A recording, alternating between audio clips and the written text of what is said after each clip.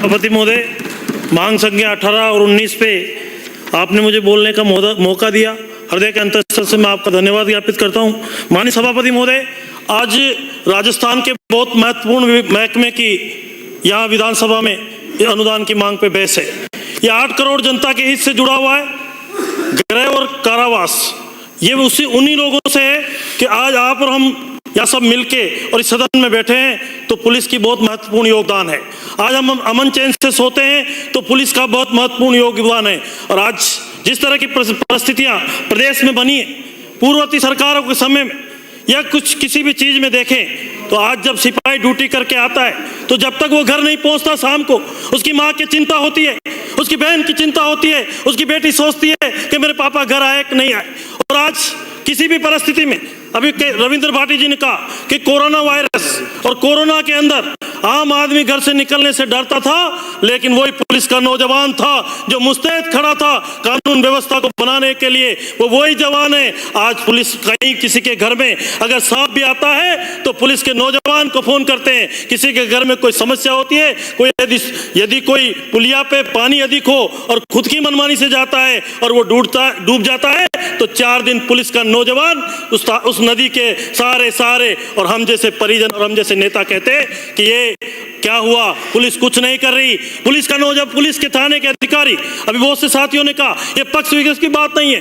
ये अभी जो मैं माननीय आदर्श नगर से आने वाले सदस्य, माननीय बामनवास से आने वाले सदस्य, मैं इनको कहना चाहता हूं कि इन्होंने इनकी सरकार को यदि सही सलाह दी होती और ये सलाह मानी होती इनके मुखिया ने तो आज वो उधर नहीं बैठते, आज इधर बैठते और भारतीय जनता पार्टी के लोग इधर बैठते।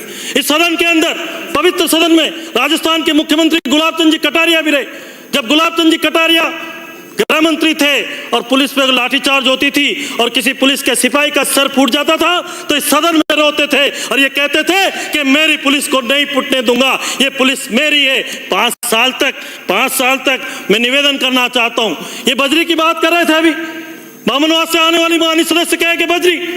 माननीय सभापति महोदय, आपके माध्यम से सरकार को कहना चाहता हूं कि बजरी पहले छोटे छोटे तहसील स्तर में रॉयल्टी वसूल की जाती थी, लेकिन 2012 के अंदर तत्कालीन मुख्यमंत्री अशोक गहलोत जी ने 2013 में एक कानून बनाया और 1100 हेक्टेयर की लीजें दी।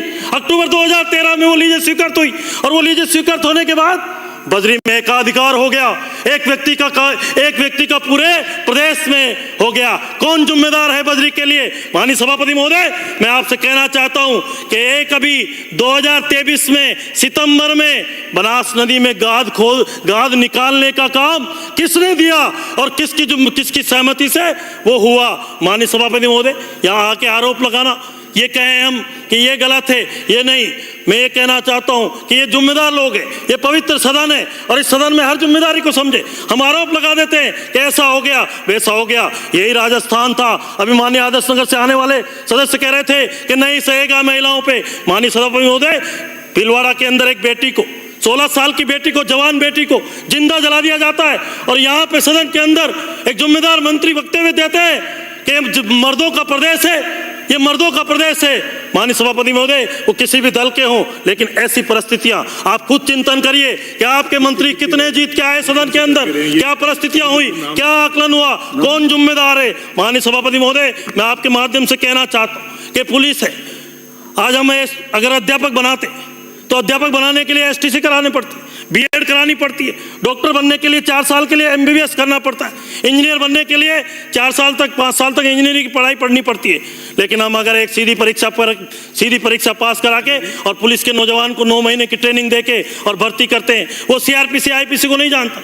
हम एक परीक्षा पास करा के और एक थानेदार बनाते हैं और वो थानेदार आईपीसी सीआरपीसी को ढंग से नहीं पढ़ सकता। मेरा आपके माध्यम से सरकार से निवेदन है कि एक ऐसा इंस्टीट्यूशन होना चाहिए जिसको ग्रेजुएशन की डिग्री मिलनी चाहिए। पहले वो उस एग्जाम को पास करके और निश्चित रूप से इस तरह का कोई काम हो कि वो वास्तव में ट्रेनिंग करके आप खुद सोचे कि अब पेपर लीक की बात करते, ये कह रहे हैं सब विपक्ष के माननीय सदस्य के पेपर लीक में माननीय सभापति महोदय सरकार आरपीएससी के चेयरमैन बनाती है, आरपीएससी के सदस्य बनाती है। एक ऐसा सदस्य बनाया आपने जो सदस्य ने पेपर दे दिए, वो जेल की सलाखों के पीछे है। कौन जिम्मेदार है उसके लिए? और ऐसे लोग भर्ती हो गए और वो 1 महीने के अंदर 9 महीने में ट्रेनिंग करके थानेदार बन गए, वो कोर्ट की शरण लेके माननीय न्यायालय में जाके और वो वापस आ जाते हैं। कौन जिम्मेदार है? इसकी जिम्मेदारी हम सबको मिलके, ये नैतिक जिम्मेदारी है कि राजस्थान के अंदर एक अच्छी व्यवस्था देने के लिए इस तरह के इंस्टीट्यूशन हो, जिनको BA की इस तरह की डिग्री हो, जिससे कि वो पुलिस के अंदर सिपाही का एग्जाम फाइट कर सकते। आज पुलिस का व्यक्ति, पुलिस का नौजवान, मैं कहता हूं कि सिपाही से लेके और DGP तक एक वर्दी होनी चाहिए। वो अपने आप को कुंठित नहीं समझे पुलिस का सिपाही जो 24 घंटे मुस्तैदी से नौकरी करता है, न वो होली मनाता, न दिवाली मनाता, न राखी मनाता, और अपने परिवार की खुशियों को ताक में रख के और अपनी ड्यूटी करता है समाज के लिए। ये चिंतनीय विषय है। और अब फिर अगर एक पुलिस वाला जो 24 घंटे 48 डिग्री टेम्परेचर पे सड़क पे खड़ा रहता है, बारिश हो, कोई सा भी मौसम हो, उस नौजवान की तनख्वाह के बारे में हम सबको सोचना चाहिए। आज जो विपक्ष में बैठे वो कह रहे हैं, अभी माननीय सदस्य राजाखेड़ा से आने वाले कह रहे थे कि कैडर रिव्यू के लिए आपने क्या किया, आपकी सरकारें थी। मैं कहना चाहता हूं कि यहाँ के RS अफसर और यहाँ के RPS अफसर 24 साल की नौकरी में IAS और IPS नहीं बनते। कौन जिम्मेदार है उसके लिए? कौन जिम्मेदार है? हम सब मिलके। और कैडर रिव्यू के लिए आने आपकी सरकार ने प्रपोजल भेजे थे पूर्ववर्ती समय में, 5% भी नहीं भेजे। उस फाइल को पढ़ना चाहिए। यहाँ आके हम विपक्ष में हैं तो इसका मतलब है कुछ भी बोल दे। हम सबकी नैतिक जिम्मेदारी होनी चाहिए। हरियाणा और पंजाब में, उत्तर प्रदेश और मध्य प्रदेश में मात्र 9 साल और 10 साल की सर्विस में RS अफसर IAS बन जाता है, RPS अफसर IPS बन जाता है। कौन जिम्मेदार है? 98 के टाइम का सबको पता है, कोर्ट में कौन गए, किसकी मेहरबानी से गए। मैं तो आपके माध्यम से निवेदन करना चाहता हूँ कि राजस्थान के अंदर बढ़ते हुए अपराध हमारे लिए चिंता का विषय, नारकोटिक्स के लिए NDPS के मुकदमे, ये बहुत बड़ी चुनौती है। आज राजस्थान का नौजवान, आज राजस्थान का युवा, आज राजस्थान का विद्यार्थी इस तरफ बढ़ रहा है। ये सफ़ेद नशा, ये सामान्य नशा नहीं, ये बहुत अलग नशा है। और इस नशे के लिए हम सबको मिलकर एक प्रभावी कानून बनाना चाहिए। नारकोटिक्स में जो तफ्तीश की प्रक्रिया है ये बड़ी गहरी है, ये बड़ी लंबी है कि कौन इसको गिरफ्तार करेगा, उसके बाद तफ्तीश कौन करेगा। इसमें सरलीकरण होना चाहिए। NDPS नारकोटिक्स डिपार्टमेंट से मिलके और इसमें इस तरह का प्रभावी कानून बने तो राजस्थान की जनता के लिए हित हो। माननीय सभापति महोदय, आज विजयनगर से जो घटना घटी है, उस विजयनगर की घटना के अभी माननीय चूरू से आने वाले माननीय सदस्य ने उसके बारे में कहा। माननीय सभापति महोदय, मैं आपके माध्यम से निवेदन करना चाहता हूं कि आज वो 5 बच्चियां मेरे से मिलके और मैंने DGP साहब से और मुख्यमंत्री जी से मिलाया, वो जिस 16 साल की बच्चियां, 17 साल की बच्चियां युवावस्था में प्रवेश कर रही है और उन बच्चियों को एक योजनाबद्ध तरीके से एक समाज विशेष के लोगों ने उनके CD बना के, वीडियो बना के और उनके साथ बलात्कार करने का काम किया है। और वो कोई नहीं, कांग्रेस के पूर्व पार्षद है जो हाकिम अंसारी नाम है। कौन चिंता नहीं करते? मैं कहना चाहता हूं सदन के मेरे सभी साथियों से, चाहे सत्ता पक्ष के हो चाहे विपक्ष के हो, वो बेटियां हमारी भी है और आप लोग भी सब एकजुट होके और सारा विपक्ष के सदस्य ये कहे कि बेटियां पहले हमारी है। हम वोट के चक्कर में बोले नहीं कि एक समाज विशेष की है, क्यों नहीं बोले? अजमेर का फोटो ब्लैकमेल कांड राजस्थान से चिरपरिचित है। राजस्थान में क्या हुआ फोटो ब्लैकमेल कांड में, लेकिन क्या नहीं हुआ और अब सजा हुई है 40 साल के बाद। तो मैं माननीय सभापति महोदय, अजमेर फोटो, ये विजयनगर वाली घटना पे आपसे निवेदन करना चाहता हूँ कि इसमें आपके माध्यम से सरकार से निवेदन करना चाहता हूँ, SIT गठन होनी चाहिए और उन बेटियों के लिए एक महिला अधिकारी डेप्यूट होनी चाहिए। वो महिला अधिकारी तफ्तीश करे, वो महिला अधिकारी उनको सुरक्षित करे। एक मिसिंग लड़की है कोमल, उस कोमल से जांच होनी चाहिए, ये जांच का विषय है। घटना स्थल पे FSL के से जांच कर FSL का रिकॉर्ड होना चाहिए, हथियार बरामद होने चाहिए और गिरोह बनाकर जो संगठित अपराध कर रहे, जिनके लिए बाहर से फंडिंग होती है कि इस लड़की को फंसाएगा, इस लड़की से प्यार करेगा तो तुझे इतना पैसा मिलेगा, इस पे जांच होनी चाहिए। और वो ऐसे लोग, षड्यंत्रकारी लोग, ऐसा कानून बनना चाहिए कि भविष्य में हिम्मत नहीं करे। माननीय सभापति महोदय, मैं कहना चाहता हूँ कि संसाधनों की कमी है आज सरकार के पास, या कुछ भी है, ये हमारे पास नहीं, ये पहले से चली आ रही है। लेकिन हम सभी सत्ता पक्ष के विधायक उसे मैं रिक्वेस्ट करना चाहता हूँ आपके माध्यम से कि थाने पे हमारे पास गाड़ियाँ नहीं, हम कानून की बात करें या हमसे जो अपराधियों के पीछे भागे, थाने पे हमारे पास कंडम गाड़ियाँ हैं, तो सभी विधायक अपने विधायक कोष से कम 20 लाख रुपए साल के पुलिस महकमे को दें, जिससे हमारी गाड़ियां दुरुस्त हो, हमारा सिस्टम दुरुस्त हो। आज मैं आपको आपके माध्यम से निवेदन करना चाहता हूं कि मोबाइल फोरेंसिक लैब राज्य स्तर पर उपयोग में लिए जाने वाले टूल्स, मोबाइल और फोरेंसिक लैब राज्य स्तर पर फोरेंसिक लैब स्थापित होनी चाहिए। इससे मैं ये टेबल करूंगा कि बहुत सारी चीजें जो राजस्थान पुलिस के लिए उपयोगी है, ये कानून के लिए उपयोगी है। तो माननीय सभापति महोदय, ये भी जरूरी है कि इन संसाधनों के बिना आज जिस तरह से डिजिटलाइजेशन का फ्रॉड हो रहा है, क्रेडिट कार्ड का फ्रॉड हो रहा है, जिस तरह से चीटर जो बड़े बड़े लोग साइबर अपराध करते हैं, साइबर अपराध से निपटना सामान्य बात नहीं है। माननीय सभापति महोदय, मैं तो आपसे निवेदन करूं कि पिछली सरकार लालसोट में एक डॉक्टर अर्चना शर्मा का एक घटना घटी और एक पूर्व विधायक जो उसमें अनुसूचित जाति के लोगों के पक्ष में जाते हैं और उसके खिलाफ सरकार मुकदमा दर्ज करके और 51 दिन जेल की सलाखों के पीछे भेज दिया जाते हैं। लेकिन न्यायिक पालिका में हमको भरोसा है और वो आज हमारे विधायक बिल्कुल न्यायपालिका से बाइज्जत बरी करेंगे, हमारे को एक गर्व है। लेकिन सरकारों में मैं तो यही कहूँगा कि सरकार इस तरह का कोई काम नहीं करे, कोई भी सरकार हो जो इंटेंशनली हो, जो जिसके पीछे कोई कारण हो। माननीय सभापति महोदय, आज बजरी माफिया कभी पुलिस वाले को कुचल देते हैं, कभी फॉरेस्ट वालों को कुचल देते हैं। ऐसे प्रभावी कानून बनने चाहिए कि इस तरह से करने वाले, क्योंकि बजरी में जो बजरी में घटनाक्रम हुआ है और जो बजरी में सब जानते हैं ये सामान्य चीज थी, लेकिन इसके पीछे गलती हुई और गलती हुई ये सब जानते किससे हुई, लेकिन इसमें प्रभावी कानून बनके और काम होना चाहिए। माननीय सभापति महोदय, आज जेल की बात करें, माननीय राजाखेड़ा से आने वाले सदस्य ने कहा सही अच्छी बात है कि जेलें आज से 25 साल पहले 40 साल पहले बनाई गई थी। जेल से संगठित अपराध शुरू होता है। आज चाहे अजमेर की जेल हो, कोटा की जेल हो, जयपुर की जेल हो, उदयपुर की जेल हो, ये शहर के बीच में, और जेल के अंदर मोबाइल उपलब्ध हो जाते, जैमर काम नहीं करते।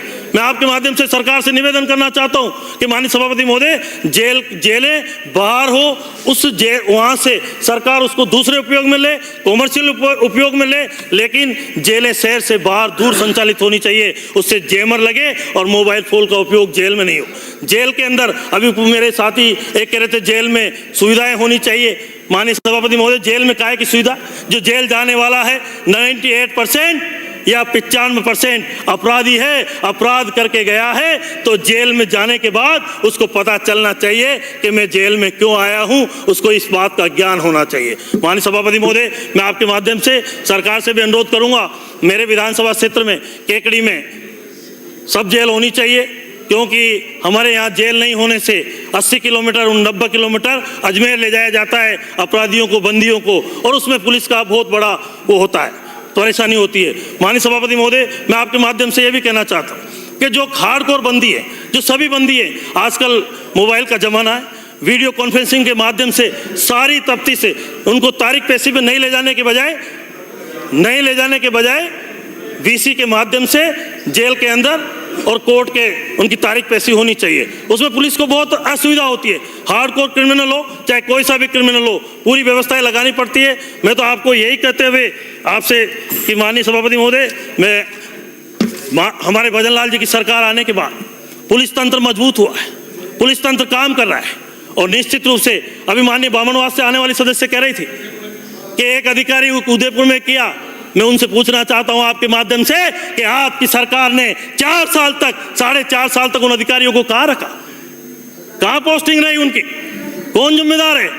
आज आरोप लगाना, कोई भी बात कहना सामान्य बात है, लेकिन उसकी बात चर्चा में किसी भी बात पे आरोप लगा के और हमारे बड़े नेताओं पे आरोप लगाने के लिए, सस्ती लोकप्रियता हासिल करने के लिए आज डॉक्टर किरोड़ी लाल जी की इतनी चिंता है, तो उस समय विपक्ष में जब डॉक्टर साहब किरोड़ी लाल जी थे तो उनकी बात मान लिया होती तो इधर नहीं बैठते, इधर बैठते माननीय। और आपने फोन टेपिंग में पूरे राजस्थान में रिकॉर्ड बनाए। फोन टेपिंग में क्या हुआ? कुछ अधिकारियों का तो काम ही यही था, फोन टेपिंग, कुछ अधिकारियों को तो मतलब यही था, उनकी क्रीम पोस्टिंग इसीलिए रही कि वो फोन रिकॉर्ड करके शाम को जाते कि साहब ये आदमी ये बात कर रहा है। इसके लिए आपको राजस्थान की जनता से माफी मांगनी चाहिए कि हमने फोन टेपिंग कराया। हमारा ओएसडी लोकेश शर्मा ये राजस्थान की नहीं पूरे देश के मीडिया के सामने कह रहे हैं कि हमसे फोन टेपिंग कराई गई, चिप को तू इसको खत्म कर देना, इसको सीडी को लैप्स कर देना। ये हमारे लिए दुर्भाग्य की बात है। एक इतने बड़े नेता जिसके लिए कभी विपक्ष के माननीय सदस्य के मुंह से या माननीय पूर्व मुख्यमंत्री जी के मुंह से राजस्थान में ये नहीं निकला कि ये हमने गलत किया है। आज चिंतनीय विषय कि ये आज जो बात कर रहे हैं डॉक्टर किरोड़ी लाल जी की चिंता कर रहे हैं। अरे आपने जब चिंता करी दी होती कि सचिन पायलट साहब के फोन रोज टैप होते थे तो आप विपक्ष में नहीं बैठते। आज आपकी दिल्ली में इतनी कम सीटें नहीं होती। आज राजस्थान में आप लोग ये भजन लाल जी की पर्ची सरकार कह रहे हो। माननीय सभापति महोदय आपके माध्यम से कहना चाहता हूं कि ये पर्ची बहुत महंगी पड़ेगी। ये पर्ची 25 साल तक राजस्थान के अंदर भारतीय जनता पार्टी की सरकार बनेगी, 28 में भी बनेगी। बहुत बहुत धन्यवाद। बहुत बहुत माननीय सभापति महोदय, अनुदान मांग 18 और 19 पर आपने मुझे बोलने का अवसर दिया, उसके लिए आभार।